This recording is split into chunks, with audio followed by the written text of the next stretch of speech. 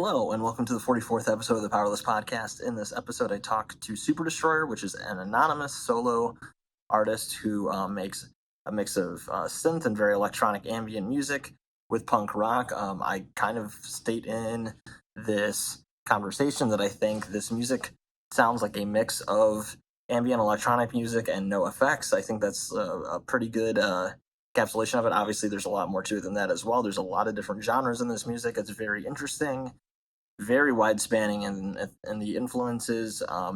Superdestroyer talks a lot about that in their episode and in their conversation with me.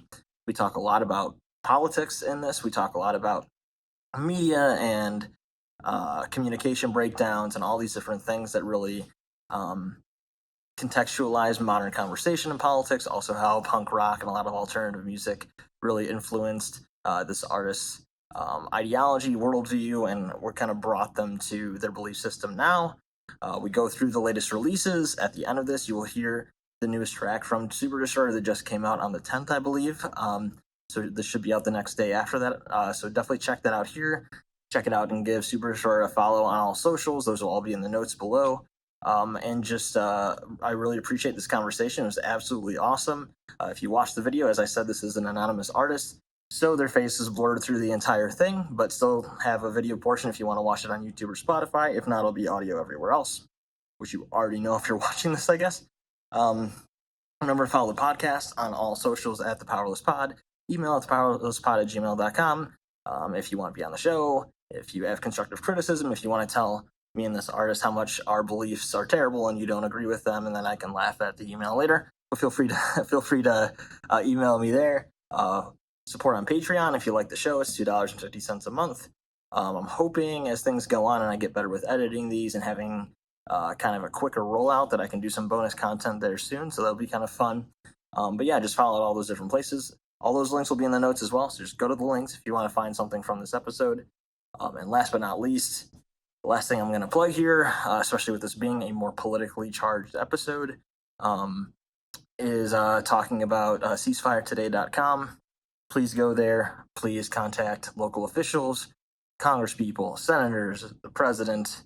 If you're in Canada or the UK, people in your government, the MPs, the prime minister, whoever you can get in contact with, use this resource as a quick and easy tool to contact them, to pressure those in power to call for a ceasefire, call for the end of the occupation, and make sure as many lives can be saved in the Gaza Strip and in the West Bank as possible.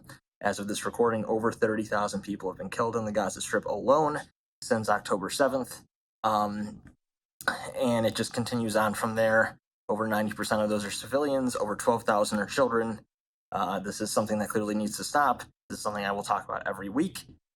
We do talk a little bit about this, but more the general sort of Overton window of conversation with politics and worldviews and world issues and stuff like that in this episode.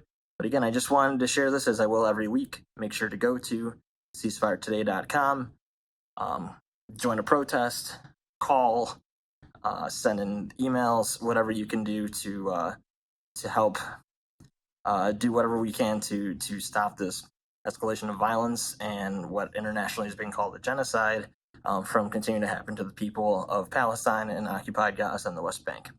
So after that, here's the episode with Superdestroyer on the Powerless Podcast.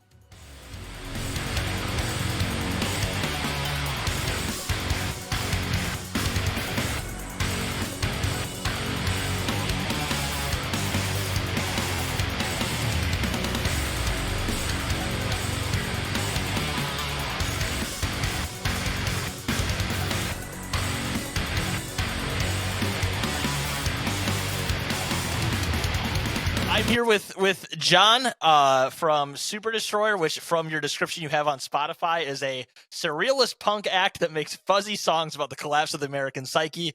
I think after listening to the songs, it's a pretty good, interesting description of the music, but it fits really well. We were talking a little bit before I hit record, but how are you doing today? Busy day. Yeah, you know? yeah. But I'm glad you're able to jump on with me to do this, and I appreciate you. I'm really happy to have you on. I don't even remember who I met you through social media or whatever the case. You know how these things all ebb and flow. But I'm happy to have you on because I think your music that you put out, is it, before I get to anything else with this, is it a solo act? Are you the only person, other than the collaborations I've seen you do, it's kind of a solo thing for you? Other than the features, yeah, I do it all. So I play all of it, I write all of it. I like the collaborations. Obviously, when they happen, people get to contribute a lot, but otherwise it's usually very cool. me. Well, I was going to say the music is very, I would say you're probably one of the more unique artists, and I'm saying that in a good way, that I've had on, because some of your, I don't know who your kind of vocal influences are. We'll get into that, but I'll hear it and I'll hear kind of like some of the punk rock bands I grew up with listening to in the 90s and early 2000s, but a lot of times you have guitar and real drums and all that in it, but you'll have a lot of like really synthy kind of atmospheric stuff going on with that element, which I just find really, really interesting. So what I wanted to go over with you today is obviously kind of look at your latest release that you put out, both your single Vic Vinegar, which I'm guessing is a Sunny reference, which is cool. And then your latest album you put out, which you've put out a decent amount of music in a short span of time. But I thought we would kind of look into that, look into what got you writing music, and then if you're up to it, also kind of asking you a little bit about if music or art has ever influenced your politics or worldviews, talk about those things a little bit, and then just I usually do a little gimmicky fun thing at the end with every artist. So after all of my rambling here, before we get into the latest single and your latest album, which I love the album title, Soaked in Synth.zip. Like, all these song titles are hilarious to me. But before we get into all that, let's go back to the very beginning for you. Kind of tell me what your start in music was, what kind of alternative music or punk music or whatever, what first really got you into this kind of sound. So what was that from? Was that from people that you knew early on growing up, something that you found at in high school? Just kind of speak to that a little bit. So like, I've always been a pretty avid music fan. When I was young, I was raised by my grandparents, but when I was very young, I used to have to like go visit my mom. Bad situation. I ended up not seeing her very much. Like, when I turned 11, I think was the last time I ever saw her. But like, music was the one thing that went well in like my relationship with my parents. They both had, actually, in my opinion, even now, from what I remember them sharing with me, pretty good taste. They liked a lot of like punk and like alternative stuff and stuff that was like not just radio music, and they both had pretty diverse tastes. And so early on, especially when I'd have to go visit my mom, she lived really far away, from like as young as I can remember, music was like really important to kind of, like passing that time. And this was in the 90s when, there weren't cell phones, there weren't tablets. Like, you literally stared out the fucking window of the car, or you would talk to somebody, or you listen to music.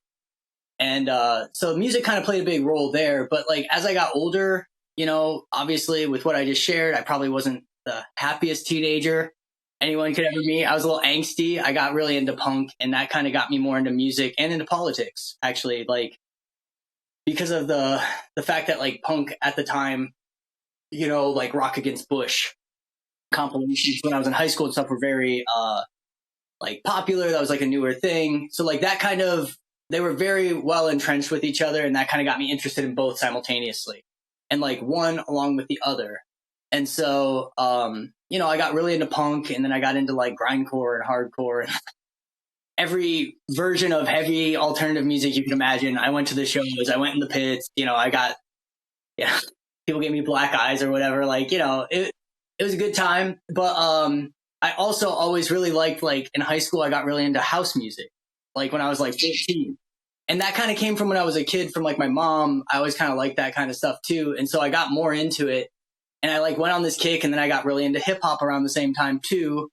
And so, I had a very eclectic taste from the time I was young, and I could never really decide maybe what I wanted to make. And so when I was younger, I always like tried to figure out like, how do I kind of have it all, if you will.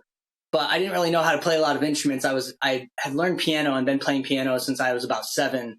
So I got into synthesizers because that was like the closest thing I could, in drum machines. And then from there, I like taught myself guitar and drums and bass and stuff. And so I started out kind of more as like an electronic and ambient artist that would try to replicate punk sounds when I was like 18 or 19, to kind of coming full circle now where I'm more of like a punk artist using those things to basically do what I was trying to do when I was 19. Right. Yeah. You know, well, but more yeah, it's expansive now, cool because so. I'm sure like anybody, like myself, when I was playing music, probably around the same time, that when you try to incorporate things at that age, it really can just be like throwing things at a wall, and it's very clashy, and it's not necessarily the most coherent thing in the world. There can be a magic to that too. But your music is really interesting because you bring all those things in, and yet it doesn't sound like someone's like trying to mix two things that don't work together, right? Which makes sense, because when you talk about like modern music now, you can talk about modern metal as an example, which is more my speed, like what I work on a lot of the time. It's like people incorporate things from R&B and hip hop and electronic music. They've been doing that for decades now at this point. So as long as you can do it well and you have fun with it creatively, like that's a blast. But yeah, I'm sure those initial songs were a trip if you still have them and put them out there, you know? Yeah, they were real weird. And the thing is like, then I got really into like ambient down-tempo electronica. So for a while, I was actually making more of like that kind of stuff. And I think the reason why Superdestroyer sometimes maybe like still pokes out a little bit differently than all these other bands using synth is I don't pull from like pop electronic music. I pull from like ambient electronic music a lot, and like less people are doing that. Like,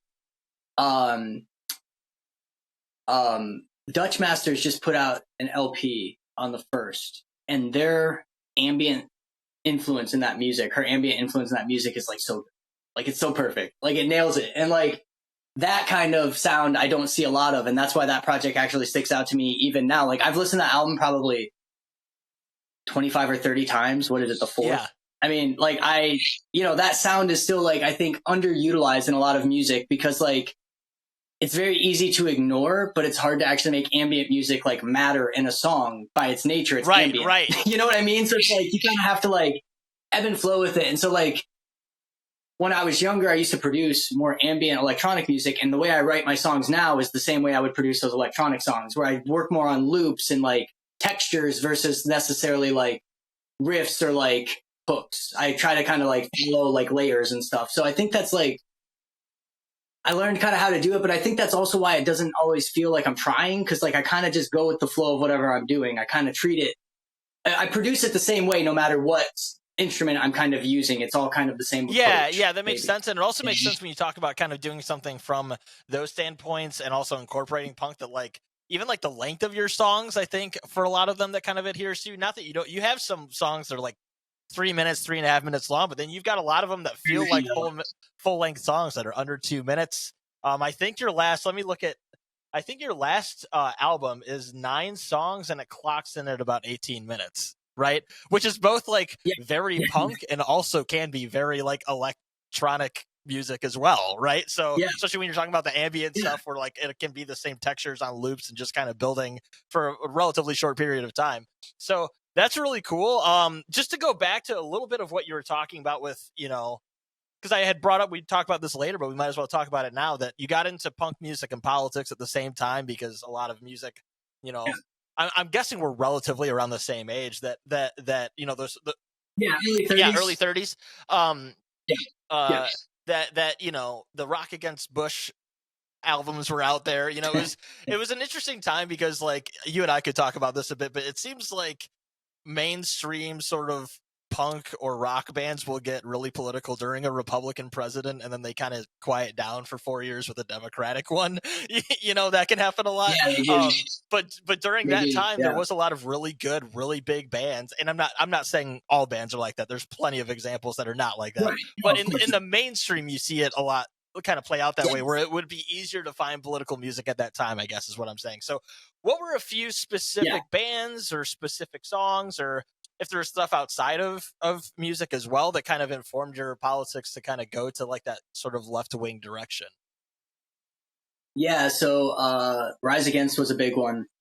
Rise Against, like I've saw Rise Against 17 times in 1 year. I believe the year was 2007, and I saw them on like every possible date on every tour within driving distance. Yeah, I live in the same state they're from, and you've seen them like phenomenally more times than I have. Yeah, I think I've seen them. I've probably seen them more than any other band. I probably have seen them, I want to say about 35 times. And what's funny is I probably haven't listened to a full album by that band. So like, You know what I mean? It was when I was younger. I was very into that band, but also they had a lot of really good acts that would tour with them. So like a lot of other bands I liked would jump on Rise Against tours. So it was like you'd go see them tour 3 times with 3 different bands, or 3 different, lineups. I mean, and like you'd get to see like a bunch of bands you liked. Also, like I really liked them. Like at the time, the messaging of Rise Against. I say at the time because like I said, I haven't really been a fan like that in a long time. Like I like their old music, but like. At the time, they were, I would say, the most sincere punk music, at least within like kind of the more mainstream, sort of digestible sort of spaces, because they had like actually authentic leftist, real like stances on things. Like they actually had cohesion. They actually talked about it in all their songs. They actually tried to like seem to perpetuate those causes and do those things. There was that canceled band that was very big and political at the time that obviously I saw them a lot and got into them. Which one? Obviously. Yeah. Sorry, there's so many bands that have gone down. I don't want people to like go check them out. But like at the time, they were a really big one. No Effects, Bad Religion. I saw, then I liked like punk bands like Bouncing Souls that weren't very political. They were more like pop punk, I guess. But like Authority Zero was a big one. I really fucking liked that band.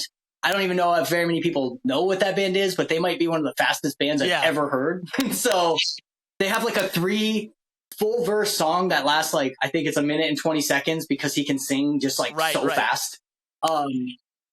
They were really sick. That was a favorite of mine back then. I mean, I liked also like a lot of the more like screamo and emo and hardcore bands. I got really into the hardcore scene. Like Gallows is a really fucked up band. Their lyrics are really fucked up, but they also were very political at the same time. And a lot of their political shit was pretty like, like they were pretty anti, like fascist at the time, I guess you could say. But they also were like very misogynistic, so it's hard, like it's hard to really like want to glom onto a band like that. And that's the big thing about a lot of those bands now is like, I mean, like you had like the Casualties and like all those fucking like street punk and crust punk bands, fucking Leftover Crack. I think I've seen Leftover Crack, the Starfucking Hipsters, which is like the other band that was Leftover Crack. I saw fucking the Casualties, like all those like street punk bands. Fucking not 7 Seconds, but the what's the other one that sounds like them? They all kind of sound like that, I guess. The not the Exiles. Fuck, I don't know. All those bands though, like they all had like V in the name, and they all like had like kind of like a very aggressive like all those street punk bands that sound the same. I saw like all that shit when I was a kid, and that was all political. Like so like a lot of those bands, like the street punk bands, were like straight up like anarchists for the most part. And so like being 14 or 15 years old, that was fucking cool as hell. Anyway, so you didn't really have to convince me that you were right. And so like I saw that and I was like, well, these guys seem to know what they're talking about. But like then, the other stuff just actually did stick because it made sense. I don't necessarily view myself as like an anarchist, more so as maybe like a socialist. But like, I don't think like every idea in anarchy is bad. I just think it's maybe a little undercooked sometimes. I think that's like it's the a little pitfall in general of that ideology. To me, I can identify with a lot of people, especially in the context of the United States, because we're so far not to either one of those things that like if we ever got to the point that I disagreed with an anarchist, we're at a much better place than we are right now. Exactly. Right, yeah. So it's like I don't know that the anarchist stuff like all stuck, but like I think the spirit of anarchy did, right? Like that spirit of like anti-oppression, like anti-fascism, like those ideas definitely stuck. This idea that like everybody has value and everybody deserves to have agency and everybody deserves to like have basic respect and decency and like access and means to things, which is, in my opinion, really what anarchy is. It's not about like the strongest survive. It's about decentralized community, right? It's about the idea that like you can create these like communities that are self-governing, which in a world where everybody actually buys in, that's a great idea. The problem is like you always are going to have bad actors, which we see at a very large scale right now. And, you always are going to have, I think, people trying to exploit any system they find. So it's like, I think you have to have a little bit more structure than that for things to like make sense, because otherwise what happens with all these people with 1 million fucking guns in their sheds who are also an anarchist society who realize that I don't have 1 million guns in my shed. Now I have no way to address that part. And that's the problem that I see sometimes. Like you can't necessarily like govern outside of what you can. within your own communities. And that's like the part that I think kind of, as I got older, I was like, that is a problem, isn't it? But like, that's what led me, I think, to more of like the leftist stuff that I believe in now. That's what led me to more like socialism, maybe pseudo-communism. I don't know that I'm a full-blown communist either. I see some issues with that system as well. Not in the ideology, but I think in the inaction of it, I think you inherently have to put too much trust in a centralized place. And I think like that also defeats the purpose sometimes of like what you can accomplish with that maybe. But like, again, I'm open for debate. I'm not saying like if you're a communist, I don't agree with you, because I pretty much agree with every communist. Like the same idea with anarchists, same is true for like communists. Like for the most part, I'm always going to agree with you. We recognize the same problem. We agree mostly on the solution, maybe just not to the same ends. Right. Totally.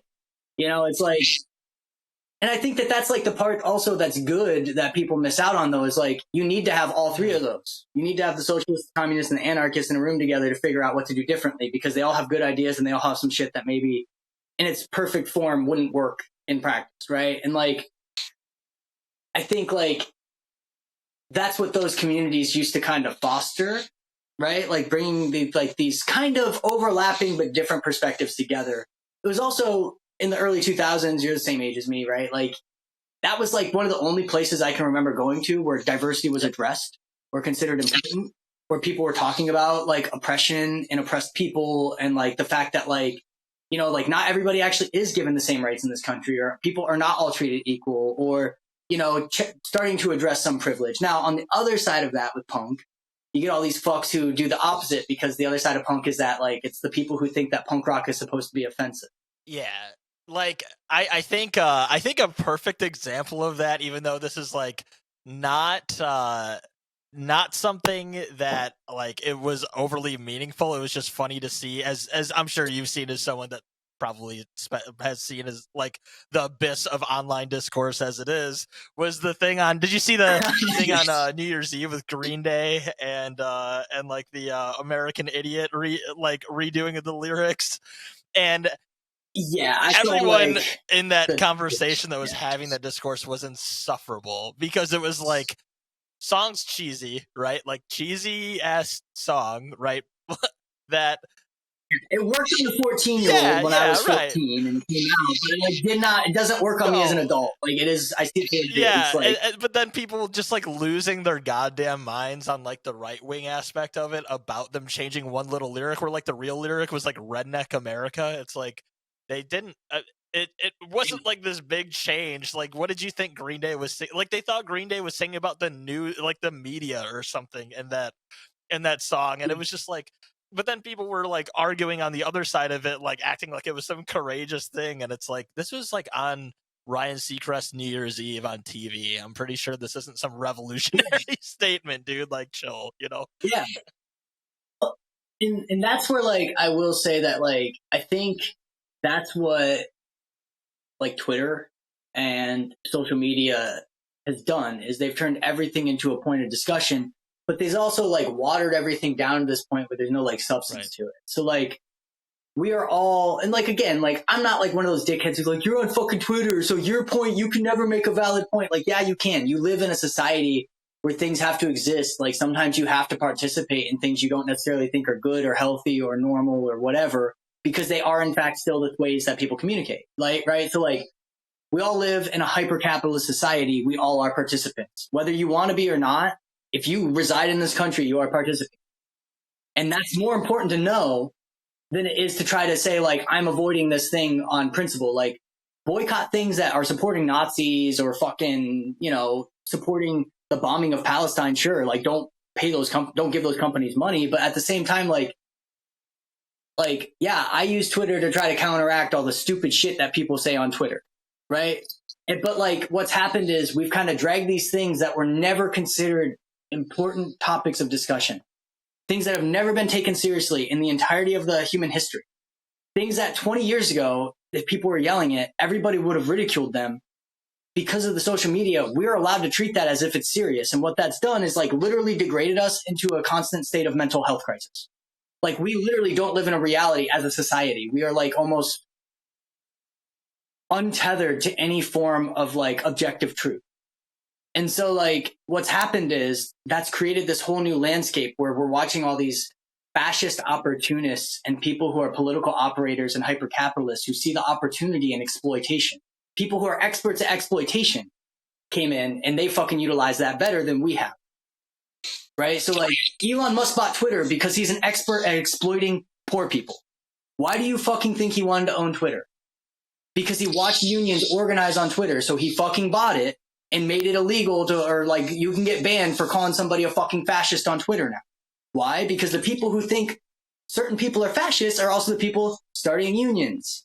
The people who are anti-Israel's bombing and genocide of a fucking country also tend to be anti-Elon Musk. They tend to be anti-billionaire. They tend to be anti whatever the fuck this is that we're existing in. Right? And so like, that's what's happened with all of this. That's like different than then though. So like back then you had these discussions in a punk scene where things were like maybe not informed well enough. But like, I think there was substance there, where now we have too much information, but no substance. Like, as I'm looking at it now, and I'm looking at like music now, and I see a band like Green Day, it makes sense to me why everybody was outraged. Because almost nobody conceptualizes how fucking fake it is for somebody to be on a New Year's Eve event calling themselves a punk band that doesn't support the fucking system. Right. What is happening here? What are we doing on New Year's Eve? We are literally celebrating capitalism. We are fucking selling people shit, and we are making it a spectacle. And we are doing it needlessly. Like, if you are performing at that event, you are not a fucking real punk band. Like, saying that you don't support fucking Donald Trump is not punk, dude. That's just like not being the worst fucking person in the world. Yeah, I think that's the biggest thing that like over the last, I don't know, I would say even more so over the last 4 years than the last 8 years, with coming up on 2020. Well, I guess we are in 2024 now. Is that like a lot of people's brains have been broken that they think that is the line, right? That like you're either on like the good side of things because you don't support this single person that is, you know, by all and large, like a terrible human being, fascist, all those kinds of things. But genuinely an existential threat to everybody who could be affected. Right. But at the same time, just being against that individual person and not against all these other things that by and large have stayed the same during a different administration, and really kind of point out the inherent hypocrisies of like two-party systems and American electoral politics and all that kind of stuff. Like it especially like with like sort of pseudo left or like liberal people that are like that. It just kind of has broken my brain over the last 4 years of like seeing people continue to act like, as long as it's not like when people, you know, you brought up like the Rock Against Bush thing. Granted, music hasn't really done this, but that pop culture, like liberal pop culture, has tried to like make George Bush a good guy has been absolutely like, it has made me want to play in traffic so many times. Like, it's so bad. Like anybody who thinks that George W. Bush or his father were like admirable people because they weren't openly fascist towards the people living in their country, they were just tacitly fascist. They were just tacitly racist because they didn't have to. They did actually say racist shit outwardly and openly, but they let the policy do the rest of the racism. Where Donald Trump is just willing to say it out loud, it's all the same shit that's happening. It's all the same shit that's been happening. George H.W. Bush committed a genocide in Iraq between the first Gulf War and the Iraq War, which literally never ended. 2 million people were starved out in their country in the 90s. And we only toppled Saddam Hussein because we recognized that we basically committed a bunch of war crimes, which led to his rise in the first place. And the only way to avoid having to deal with that shit is fucking kill that guy. He's not useful anymore. Now we can get his oil, which is all they ever wanted. We destabilized whole parts of the world over fucking oil. Let me ask you, is that ever been in the American people's interest? Like, for real? No, it's always been in the ruling class's interest, right? And so, like, this whole idea that, like, George Bush can be, you know, kind of, like, revitalized as, like, this, or, like, recontextualized as, like, this guy who, like, maybe wasn't so bad. Maybe we were just, like, in a different time. Like, no. Like, no, that's, like, not at all what's happening. We're just, like, maybe nostalgic for a time where we weren't able to have access to all the shit that they were up to. Guantanamo Bay happened under George Bush. Barack Obama did let that shit continue. Barack Obama droned a bunch of countries. Yeah, that's fucked up, but that was 20 years ago now. Like, this is not new. This, like, again, that, like, learn about what we did in the Middle East from like literally go back to the early 1900s. You can just start there. See what it looked like, see what we did to it. Like all these people, every hero president anybody's ever talked about is not a fucking hero. Like they did a bunch of fucked up shit. And like this idea that we should be like revitalizing this out of liberalism. Like, dude, what does that do for anybody saying that George Bush is not a fucking war criminal? Like to me, I don't know who that audience is because it literally is only liberals who don't want to admit that they're really conservatives, that they really don't fuck with a lot of the actual like real life like equality and equity and shit. And so like they don't want to look bad, or like maybe they, you know, have a certain class of people that are affected by these conservative policies. Like upper middle class white women tend to vote more Democrat because they are an affected class by people like Donald Trump. But they fuck with George Bush because George Bush is going to make abortion illegal. Right. As far as we knew at the time. Yeah. Yeah. So that guy's fine now. Right? Like he's not an existential threat to them, even though he's the guy who fucking killed 2 million people or whatever in Iraq in the early 2000s. And like, that is in fact what the point is this whole time. It's re-legitimizing the concept of empire in the first place. It's like constantly teaching people to recontextualize and doubt themselves and their values, and for the sake of maintaining the integrity of the empire, right? Maintaining the integrity of the system that allows these small group of people to continue to make a lot of money off the exploitation of others while trying to sell them the idea that it's for their best interests. And actually that works. It works better than trying to convince them that it doesn't, which is crazy. Yeah, it's absolutely wild. And I think it just goes to show, like, you know, you brought it up earlier, you know, the idea of like in the past, there were more substantiated conversations, whether it was within a punk community or say you were part of a socialist party or activist group or whatever the case. And then now there's more information at everyone's disposal. And it feels like as a result, everyone's almost dumber because it's been used instead of like an information tool to really analyze things and understand things. And media literacy is a huge part of it too. But the push for like the Green Day thing we were just kind of joking about, like that everyone feels the need to have an opinion on things, that everyone feels the need to react. Things have gotten reactionary, even across political spectrums, right? That like you have to just have an opinion, and it's like, or I could not give a shit about that and move on with my day and learn about something important, you know? Well, and the other thing is like, even with the idea that for important things, I don't think I need to know everybody's fucking, like, I actually don't need to know what a DIY band thinks about almost anything.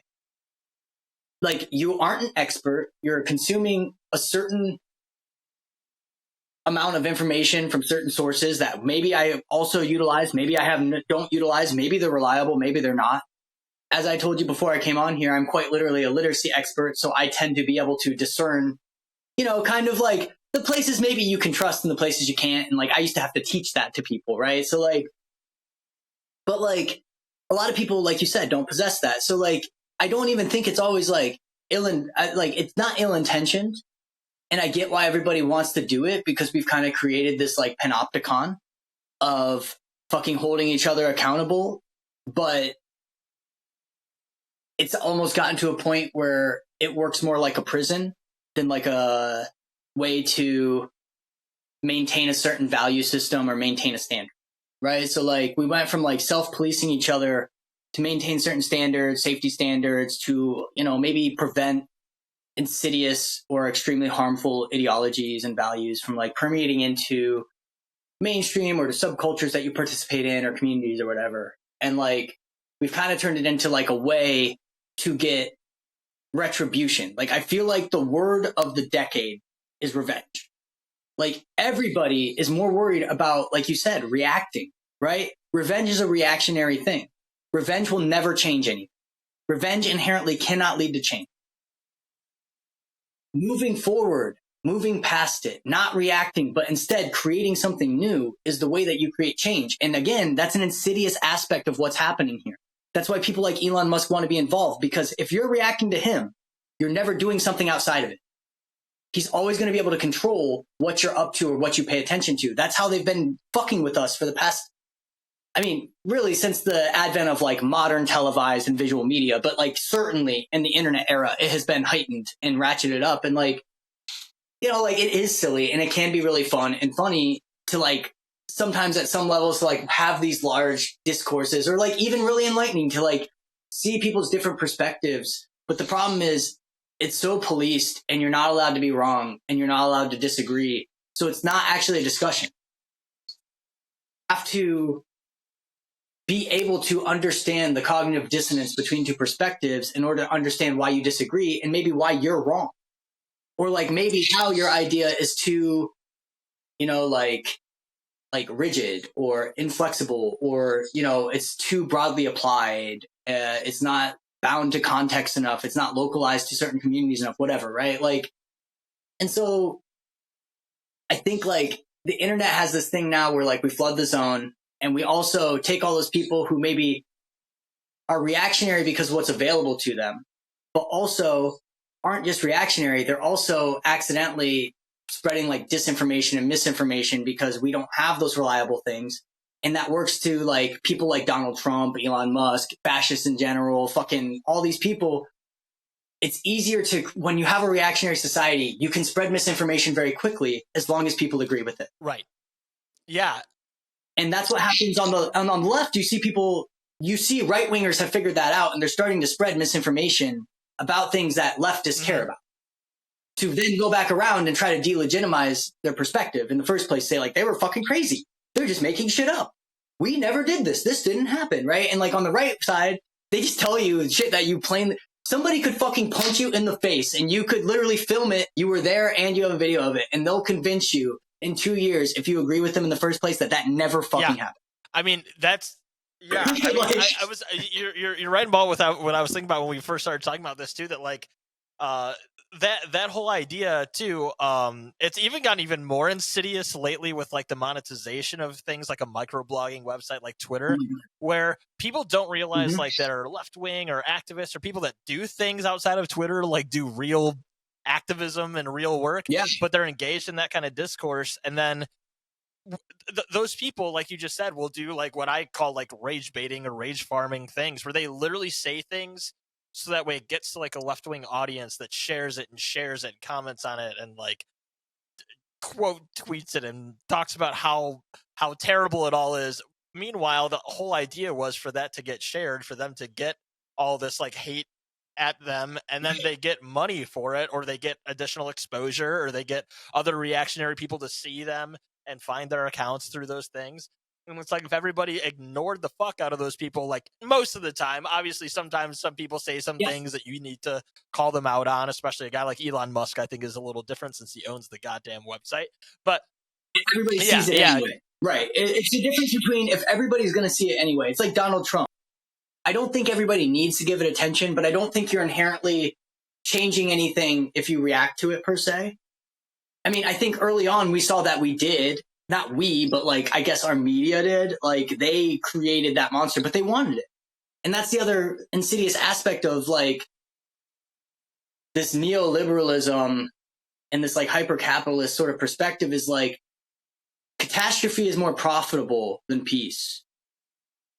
Always more profitable. Chaos is always more profitable. You flood the fucking zone. You make everybody constantly anxious, and then you sell them shit to try to sate that anxiety. That's like marketing 101.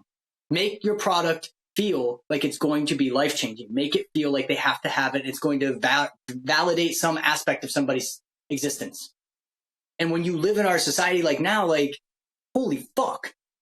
You know, like, it's so hard not to feel anxious. Like, if you can sell me something that will make me feel better for a day, fuck yeah, I'm interested. And like, they know that part too. And so like, then you have the grifters who come on the left side of it to make to react to the right wingers. And it's like this feedback loop, like you say, like everybody's just monetizing and spreading. And at some point, the idea has been totally lost. These social movements have been co-opted and turned into like capitalistic fucking endeavors. Like they sell you shit. Like Donald Trump wants to sell you shit. Like fucking Marjorie Taylor Greene just wants to sell you shit. In some ways, they're using Nazi shit, just so that they can be capitalists. Right. It's like very weird. I think it, like it definitely seems like the logical conclusion. Like fascism and hypercapitalism have to go hand in hand. They do. Like there's just no way around that. But like, I don't know. It's fucking weird to see like the shit they're selling seems more important than anything that they say. Yeah, it reminds me of I think it was it the end of the year last year where there was this big announcement Trump was going to be doing. It was like this huge deal. Oh my god! That everyone was Yeah. like, "Oh, he's going to announce the VP, or he's going to officially announce this or that," and it turned out to be like, of all things, NFTs that had died like a year before, and they sold out, and he made like so much money from this stuff. And people were like, there was lawyers that were like, is he even allowed to do that while he's running for president? Like, I don't even know if he's allowed to, but he does, and he gets away with it, right? Like it's and to your point, I think a lot of those people, I don't think like, I think, and I'm not saying this as a, you don't have to give it to any of these people. That is the opposite of what I'm saying. Right. But I think a lot of them are amoral people that just end up doing immoral things for the sake of making $1, right? Like, I don't think every single person that gets into these full-end, like, far-right, hyper-capitalist, like, commentary or elected officials or whatever, I would wager, I bet a lot of them maybe don't inherently have those views, but they'll have whatever view they can to make sure that they are making the most money they possibly can, and in the end, does it really matter when what the action ends up being, right? Like, it's almost more disgusting in some way because they don't even believe the things that they're saying are good. They're just saying them so that way they can make a buck, Yeah, it's like I feel like like the right-wing faction of this country right now is kind of like the culmination and amalgamation of like every toxic trait inherent in the American identity. It's the hyper narcissistic, hyper self-interested, hyper aggressive, unwilling to change their opinion, doesn't care if they're right because they can make you not tell them they're wrong. Like, it's like the idea of like ultimate power, ultimate wealth, ultimate flex, ultimate, like all this stupid bullshit that like is all substanceless. Like there's no substance to any of it. It's all just like the path of least resistance to get what you want by stepping on other people. And if you're okay with that, there is a very, very lucrative and accessible stream to do that. And it used to be kind of through religious factions. And what happened was all those people realized you can cut the religion out of it. You need true believers in Donald Trump, not God. The other part is, I think that within this like kind of weird right-wing shit we actually do see like this weird mix of like true believers and opportunists. And like, I think a lot of the ruling class are opportunists. Like, I think Elon Musk is a Nazi in the sense that I think he's probably a racist. I mean, all these people are racist and misogynistic and transphobes and homophobes and all this shit because you can't be anything but that and do it. You literally like, you cannot say like, oh, Elon Musk is actually a feminist. He just pretends to be a misogynist. You can't pretend to be a misogynist. You can only be a misogynist. Like, you can't pretend that shit. So like, they are all those things, but not in the sense that they care about. Like, I don't think a lot of these people really give a shit one way or the other about any of it. They actually don't care about your race or your gender or any of that. What they care about is your class. Most of it is kind of like opportunistic. They're trying to align themselves. They're also like Martin Luther King was like a socialist. And one of the things that he started talking about before he got assassinated was the fact that like capitalism and these like isms that accompany with it are used to divide what otherwise would be an insurmountable force of people, right? If the people at the bottom actually aggregate, they're 97% of the fucking country. If I'm not fighting with you over like arbitrary, stupid bullshit that we've turned into these really egregious and horrific fucking things in reality, these are all like things that don't actually matter. We've just made them matter. And like, we willed that into existence, maybe not us, but certain people willed it into existence. So that then I fight with somebody next door instead of everybody, me and my neighbor saying like, what the fuck's up with Elon Musk? How do you get $300 billion? Because here's the thing. Like in my life, I have to interact through my job, even my family. Like some of them are like very different than me. I see them once or twice a year and we fight about politics. The one time we don't fight, the one time I don't have to be like, that's fucking racist. You can't say shit like that. Like, don't you think, I'm sure you know this spiel, but like, time nobody fights is when everybody's like, Elon Musk shouldn't have 300 billion. Yeah.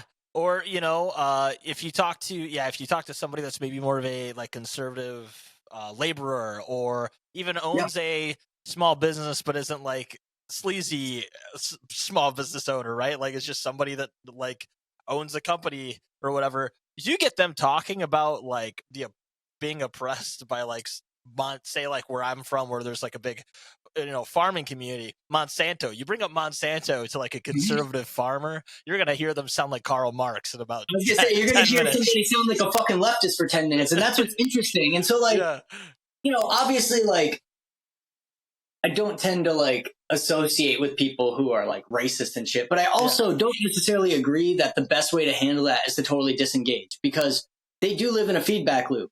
Like, I genuinely think like the people I know who are conservative have actually been pulled more to the left because they know me than pulled to the right by continuing to watch Fox News. Yeah. Like, these are people who didn't support the abortion ban. 2 years ago, they would have, but me constantly telling them like, yo, what the fuck is wrong with you? Why would you think that? Like, you have a granddaughter, you have a daughter. Do you think that you want that to happen to them? You want them to have to fucking go to a different state? Do you think that they don't deserve rights? All of a sudden, that's a person. And like, that kind of stuff does matter, I think. I mean, you have to have a spine. You have to be willing to fucking call people out. Otherwise, I do think that maybe you just leave them alone, because you don't need to tell them that leftists also agree with the racist shit. Right. But like, at the same time, I know like with me, some of these people I engage with, I check them on the shit that like that. And then I remind them that like, hey, by the way, this is a pretty fucked up thing, right? Like all this money, like Elon Musk. Well, guess who Elon Musk aligns with? Don't you think that's weird? That like Elon Musk and Donald Trump are like buddies, kind of like, isn't that more fucked up? Don't you wonder why that is? And like, some people are a lost cause, right? But like, we do have to live with other people, and we are not getting away from this problem. Yeah, and like you said, to go back to what you said at the very beginning again, and then maybe we'll get into your music here a little bit, but I absolutely love talking about this stuff. I'm a political science major at undergrad. Like, this is like I love this shit. It's fun. Yeah, absolutely. Me too. I love it. But like it goes back to, like you said, you engage, don't disengage. Not to say that you have to speak to every fucking reactionary person that has horrific views or whatever, but you engage with people and you have substantive conversations that, unfortunately, it's just like if you try to do that online 99% of the time, you're gonna just end up in a situation where people like deliberately misrepresent what you're saying or whatever else, or what the dog pile thing always happens or whatever else. But it's good for people to remember that, like, actually engage with people in your community, meet them where they're at, which I think is a huge thing that I've learned from like various socialist books I've read and left-wing books that I've read, is like it's contrary to like liberal or online left thought, pointing a finger at people and telling them that they're terrible is not it's not the way to get them to start seeing your side of the picture, right? Which doesn't mean that you can't say their ideas are terrible or their actions are terrible or whatever, but I grew up in a very conservative household, and I'm like very, very leftist now, because the minute that I was exposed to any other perspective, I realized how fucking stupid that perspective was. And so it's like, I know that people, when presented with reason and logic and evidence and proof and like different perspectives, and realizing that like this existence that you have here is not the same. Now, granted, I wasn't really personally raised to be like super racist or something, but like my family was more conservative, like old school Republicans when I was younger, but they were fucking Republicans. You know what I mean? The thing is like, when I was very young, just thought that's how the world was. And then when I got to high school and had a teacher who started teaching me about like other shit, and I got into punk rock, and he was the social studies teacher. So I started talking to him about some book or whatever. And like, he was like, oh, you like that book? It was Johnny Got His Gun by Dalton Trumbo. And I was like, yeah. And he's like, do you understand the point of that? And we started having this talk about like the anti-war movement and like how that led to like, the anti-communist movement. In a weird way, and how these people got lumped together and blacklisted and prevented from like having a voice in society and things like that. And I was like 14 years old, and like, it's like the first time you're like, holy shit, man, like I've never heard that before. I was like, nobody ever told me that part before. So like, I had no idea. So like, you get to that point and you learn that like, oh shit, like sometimes like everybody is a fucking asshole, right? Like to some degree, everybody's a fucking asshole. Like in their own life, everybody's kind of selfish, and that's okay. Like you have to be selfish because everybody's selfish. So like you do have to do that. You have to have that component to some degree. But like that also leads to a lot of obliviousness. And that's the part that I think people underrepresent. The people on the internet telling you, yelling at you with conviction, almost none of them have any conviction. They probably had that conviction for 10 fucking minutes. Those people actually can change their mind, but not through Twitter. You get radicalized through Twitter by the people you agree with already. But like you actually change your mind by interacting with people in real life. You change your mind in a face-to-face conversation where the person I'm talking to knows I'm a human being. Not like that they don't know you're a human being on Twitter. They do, but they have to look you in the fucking eyes and watch you react and feel your emotions in a real way. And like, that's different. That's not imagined. It's not their perception or whatever of you that they get to have. It's like the actual reaction. They have to live in the awkwardness and the discomfort. They have to live with like real emotion, which, you know, changes people. That like changes things. Like if you respect me and want me to remain in your life and I'm telling you that this is fucked up, if you really care about me enough, you have to take it seriously, right? You have to at least consider it.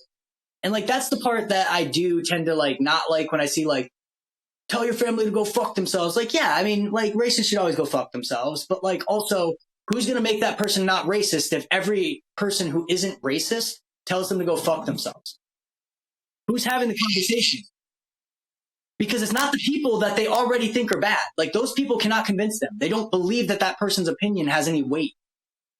They literally call leftists pedophiles now. So like, it has to be the person that you know. It has to be the person that you care about or love or whatever, because it's definitely not the others. Yeah, and that's where, you know, regardless of it's like the 1920s and 30s or now, that's where people actually need to somewhat engage, whether it's their workplace or their neighborhood or whatever, actually engage in their community. And it's like, shocker, when you actually have conversations with people, a lot more can get done than you would think, right? But that's not where a lot of people want to be at with their scorn and the hellscape that we live in, right? But I guess from this conversation, I've absolutely loved this conversation, John. I really appreciate it. But to kind of talk about your music a little bit, right, before we wrap some things up here, I really appreciate your time on this. This has been a really fun conversation. Do any of the things you just discussed, your politics in general, you know, you talk about, again, I know this is kind of I don't know if this is like a cheeky bio or not, but like that you talk about your songs are about the collapse of the American psyche. Do you think about these things, incorporate any of these things in your lyrics? What do you tend to write about? Is it more of just like free flow? Do you really kind of conceptualize what you're going to write about with these songs? Just kind of talk about, in the context of this topic or in general other topics, what you like to write about lyrically. So in a lot of ways, I view all of my songs as kind of like political in the sense of like, I intentionally try to capture the strife of living in the now. Like I try to capture the strife of like, how do I maintain a relationship with my partner when I have to work 80 hours a week to reside in the place I need to so that I can continue to live in the same city as my partner, which we've moved in together since. That's great. But still, now we have to figure out the same thing so that we can live in the same house together, right? Like I think all of my songs are always kind of entrenched in that feeling because I'm always entrenched in that feeling. I don't ever get to forget like my place in society, the life that I lead, what I've chosen to do or not do, how people react to that. Like, you know, I'm never going to be rich. And so like, I have to live with the fact that like, I know I'm always going to be somebody who has to get by. And like, ultimately, I think that that's inherent in all of my music. I think in a lot of ways, like my songs really are about the collapse of the American psyche because like I was old enough to remember when people could work, like my grandfather worked at a factory and made enough money to support me and my grandma. Right. And like, I have 5 college degrees and I don't make enough money to support my partner and my stepdaughter unless we both work. Right. That seems like a pretty fucking big difference in the span of about 20 years. And the thing is like, you know, like it is kind of this collapse of the American psyche where it's like hyper anxiety, omnicrisis, fucking hard to maintain any physical or emotional relationship with anybody when you either are living it online. We can't even fucking see each other for 2 goddamn years because we have a pandemic nobody can deal with. And if you're not wealthy enough to be important, you have to wait. You get to wait and you get to pause your life, or, while everybody yells at you for not pausing it or whatever. And like, I think like a lot of my music does to like kind of capture that feeling of just like the anxiety of being alive in modern society. Now, I do have some overtly political songs. Every once in a while I write them, but kind of like with that discussion about Green Day earlier, I think like the time for political music has kind of passed. I don't think I actually need to listen to a punk song about on the nose politics. I'm actually more interested in the experience of that society than I'm about like the ideological aspects of it at this point, because I think we're constantly entrenched in ideology. We're in the middle of a fucking culture war where all we do is talk about ideology, almost devoid of context. Mm-hmm. Right? Like we purposely, not we, but like as a society, the media class, the ruling class, the people who are able to project ideas into the world, quite literally intentionally make it contextless to make the ideas palatable. The only way to make sense is to remove the context of the human experience, because we all feel it and yet we never see the context of it. Right. If people represented what it was that we actually feel and experience, that would resonate with people. That does resonate with people. That's why they don't want to do it, because there's certain things that are happening right now, just from the political class in general, that does not fucking make sense or resonate with anybody. And so like in that way, like I think it is more important for music to capture like what's that look like for a person versus like what ideas do you agree with or disagree with? I think that's better for the platform itself. Like I'm very political in my tiny platform that I have, but like to me it's more important to signal to people like, how we share that same experience, this is how I perceive that experience being shaped, right? Like this is the cause of that. Mm-hmm. But like you relate to me because of my music, and now I can talk to you about the cause of those feelings or whatever, and try to, you know what I mean? Versus like the music I grew up on was like straight up like fucking we have acid rain. Who's gonna fucking save the environment? Like yeah. I think we have that conversation. I literally want to escape that conversation every fucking day of my life now, because like it's not that I don't think people should care about it and do it, but like we all know about it. Where's the solution part? Like we're not talking about that anyway. So like I think if you can continue to like shine a light on like how that makes people feel, and to show other people that like that feeling you have, I have it too. Maybe that's a problem. Maybe that's spooky that we all feel so anxious and depressed. Yeah.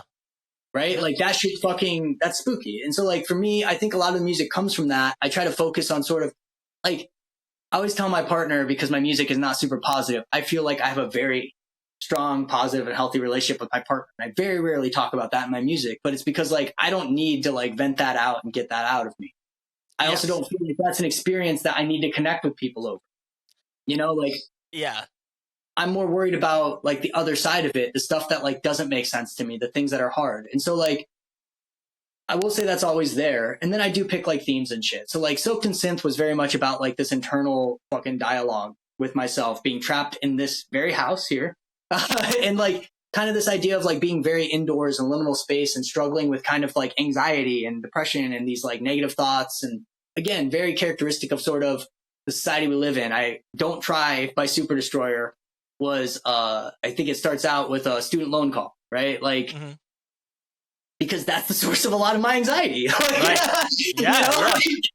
And very relatable for a lot of people. Yeah. To me, and then it's like one of the most existential songs I've ever written. It actually does go into like very much a philosophical view, which again, it's like a perspective I present on the album. I also present a very hopeful perspective, because I feel like I occupy both spaces. The student loans make me feel, like nothing matters, or like I can never escape this and I'm just going to fucking die and be buried in a hole and everything's burning. But then, you have a nice conversation with a friend and you remember that like the world is also the experience you make it, and reality is what you make it. And I'm an eternal being, because like I can only live as long as I can perceive time.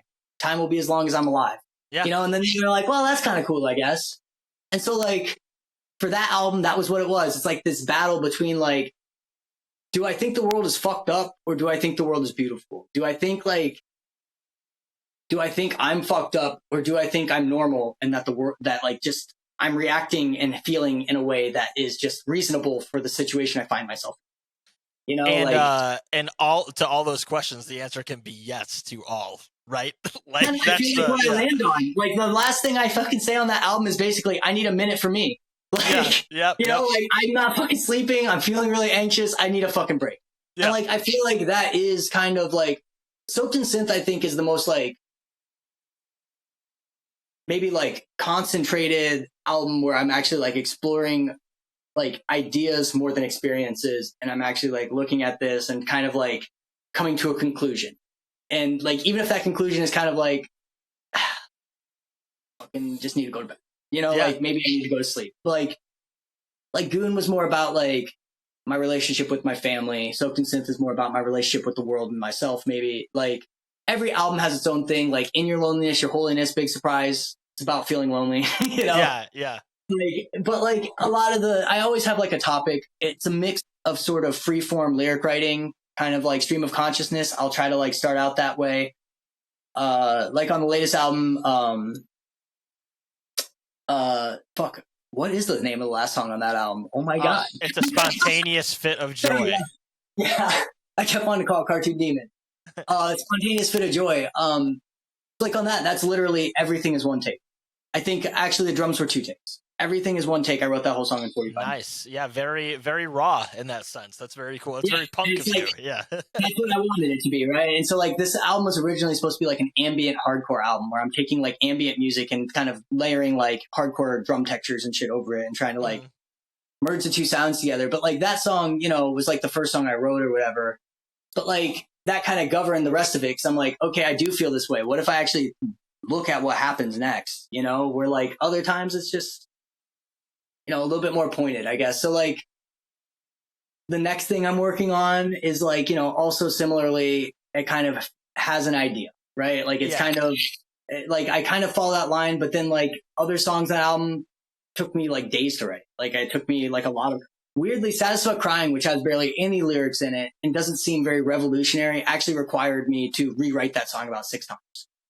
So like, isn't that the bitch of it, man? Like, so like and then it'll end up being the song that you wrote in 5 seconds that the most people listen to as well, right? That's just was my most popular one, so I was happy about that because I did like that song. But like, also it's the one that I think like was the least about the idea of the album or anything. Like it was kind of like just how you got to roll with it too, right? That's just how it goes, you know. But like, also with this album, like, you know, like I know you know some of my other music. Like I use a lot of guitar on that one. I didn't use any. Even the stuff that sounds like guitars, the synth runs through amplifiers and stuff. I actually didn't use any guitar on it. And like, that was also like a way to kind of start reining myself in more. Like on the last few albums, I've kind of created a lane for myself and said like, this is the space you're allowed to explore. So on like my next LP, it was originally going to be a follow-up to Soaked in Synth. It's like synth, but like live bass and live drums. And like the synth stuff is more like guitar sounding and stuff. Like it's not a guitar voice, but like it's more harsh, right? It's like more like alternative sounding than like Soaked in Synth, which is more ambient sounding. And like I'm bringing in like live bass and stuff. So like that's that rule for that album. The next one, I definitely know I want to use more guitar. So it's like kind of how I've been doing it lately is like trying to like merge maybe like sounds with like the feelings it gives me and then creating the. I love that though, and it's nice that in a way that you're able to handle all these things yourself, so that way you can totally make the song yourself all about the feeling or the vision you have for it, like very singularly, right? So that's a cool element of it being a solo project, right? That's the fun part. The not so fun part is obviously like anybody who's like only dedicates their time to drumming or only guitar or only anything is always going to be better than a person who does splits their time between all of them, you know? So like. Right. Not that means I can't make good music or something, but like obviously there's times where I'm like, damn, if I was a better drummer, I have an idea, you know? Yeah. And that's what the MIDI is for now, man. That's what you got to do. You know, you just got to fake it. It'll be fine, right? Ironically, I don't use any MIDI. I actually got to fucking set it up still. It's been like years. I started out with only a MIDI controller when I was like 18, and then I ditched that at like 21, and I always kept it like no MIDI, like all like. Wow, that's still really punk. There you go. You're the real deal, man. I'll do 100 takes of something to make it perfect instead of just doing a MIDI, so I can move it like half a fraction of a second to the left. You know, like just such a fucking purist. You know, there you go. Honestly, it's because it was too hard to set up the MIDI on my computer when I tried to do it, and then I just got too busy and was like, "Fuck this! I know how to run this synth right into this computer, man." Yeah. Well, you know what, and whatever I feel you on that, and whatever works is what works, right? It's good that it works out for you. Thanks for going over all that again. For anybody that is not familiar with Superdestroyer, the latest single is Vic Vinegar. I do know it looks like, at least on Spotify, so I don't think I'm spoiling this. It says that you have your next mixtape out on February 27th. Is that the case?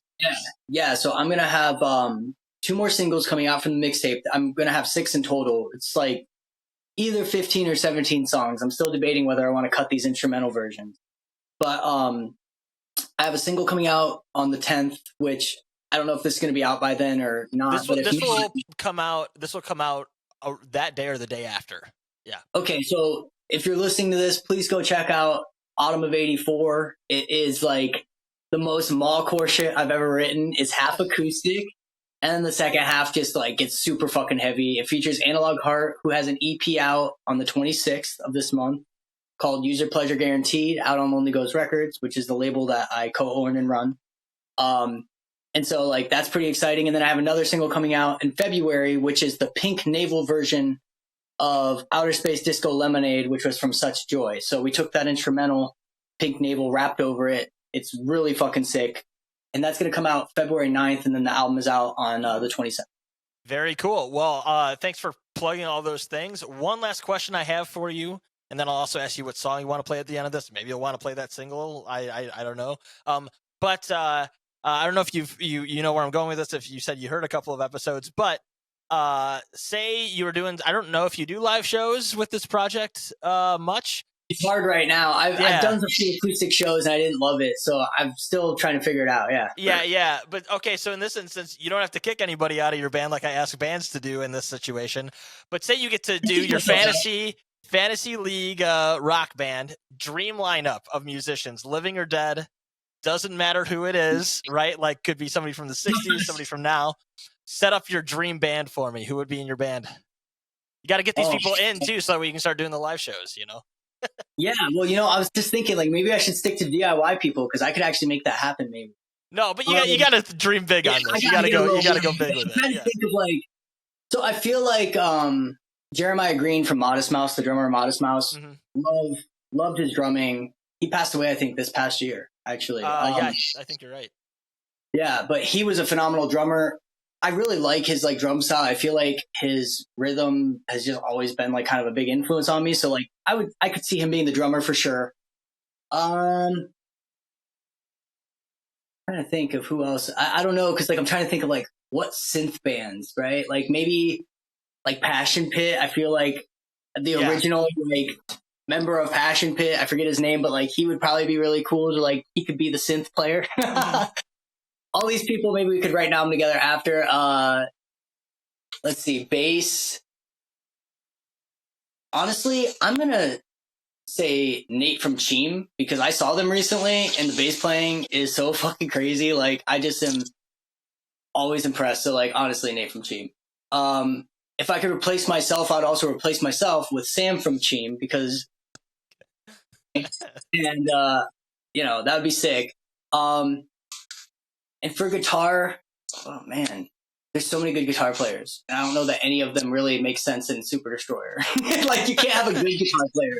You need like a mid guitar player for that because it has to be somebody who's not bored doing it. Like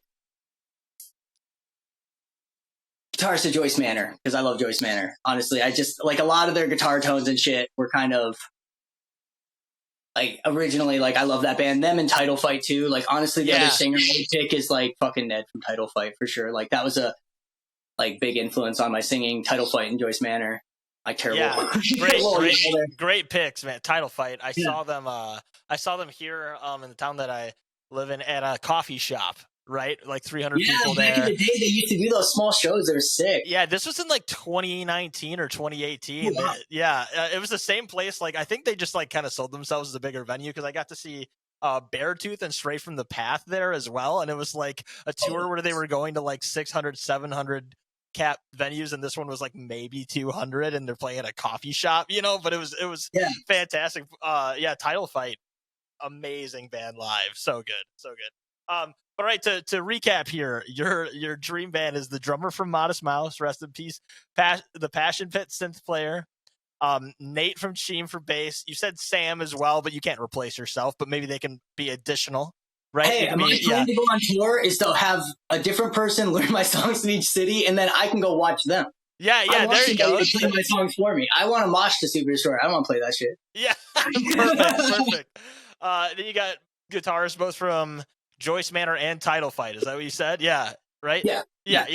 Hey, great lineup, and I don't think any of those people have been chosen yet either, which is cool. So, it makes sense to me. You know, you can't make it too like if it's somebody who's like world like god tier guitar player, they're not going to want to be in fucking Superdestroyer because I don't make riffs like that. I would want it to keep kind of Yeah, you don't want to pick John. Who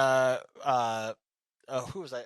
I don't even know who. My brain is fried. I was going to say the guitarist from Dream Theater, and I started off with the wrong name. I don't know his name either. John Petrucci. That's who I was thinking of. Just some guy shredding on like a 7-string guitar over that stuff. There exactly. Yeah. But John, thanks so much for going over this with me. I really appreciate this conversation. You can always come on another time when releases come out. We can, do what we did today, talk about politics for 40 minutes of it, and then talk about the music the other 15, 20. It's totally fine with me. But go ahead and share where people can find your band, find your record label, and then tell me what song you want to play at the end of this. Yeah, so Twitter and Instagram at Superdestroyed, Twitter and Instagram at Lonely Ghost Rex, RECS. You can find me, anything about the record label at lonelyghostrecords.com. We have artist pages, links to streams, all that kind of stuff there. If you're interested, you can find out more. We also have a lot of releases coming out this year, so be on the lookout for it. Like, every band has fucking leaked it, but like, Hey, I Love You is going to be putting out an album. They already said it. The Mayor's putting out an album. They already said it. Like, I'm putting out an LP later this year, which I've said. Like, it's going to be a big year. We have some cool stuff coming. So keep an eye out. If you don't follow us, maybe check out some of our music. We have some cool stuff out there. And as far as the song that we should listen to, I'm going to give the opener here that like the mixtape is like a lot of old music that I finally finished. It's like spans from the time I basically started making music. Some of those songs were written a really long time ago and like reconfigured and all that. A little bit more lo-fi than where I'm going. Check out Autumn of 84 though. I think that one would be cool. Have patience if you're not super into the acoustic part because like it does go pretty crazy. It's sweet. Sounds good. So we will perfect. We'll play that song at the end of this. It'll be out by the time anybody hears this. And again, John, thanks so much for taking your time with me today. I really appreciate it. Thank you. I appreciate it too.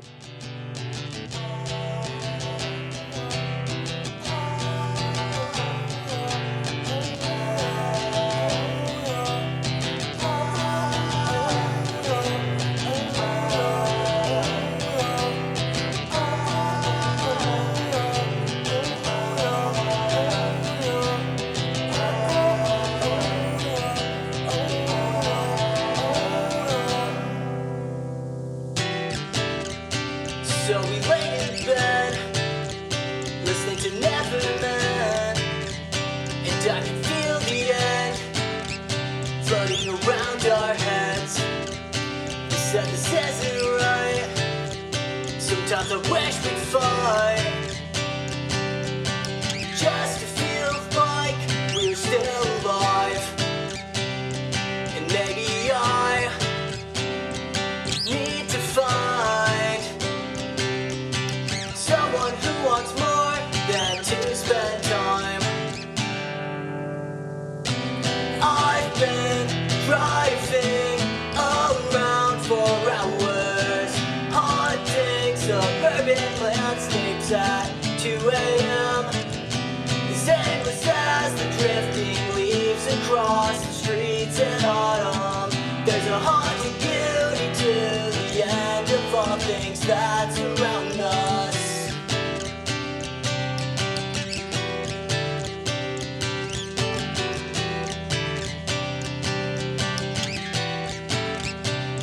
You know you're right. We haven't been happy in a long time. Ignoring all the signs that things don't feel right. Because nothing's really terrible, so it seems fine. And I guess that's just fine. But it's fine, just fine. I'm